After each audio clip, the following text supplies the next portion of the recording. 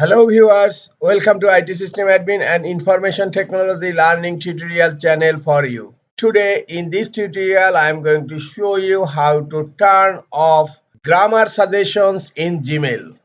Sometimes it becomes very important for you, so don't forget to watch full video. To turn off grammar suggestions in Gmail, go to your Gmail account and click on gear icon on upper right corner. It's called settings. Click on settings and then click on see all settings. Now scroll down.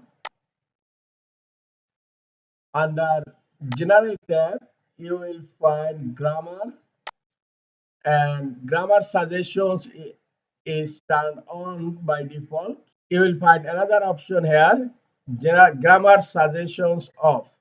Just select it and then scroll down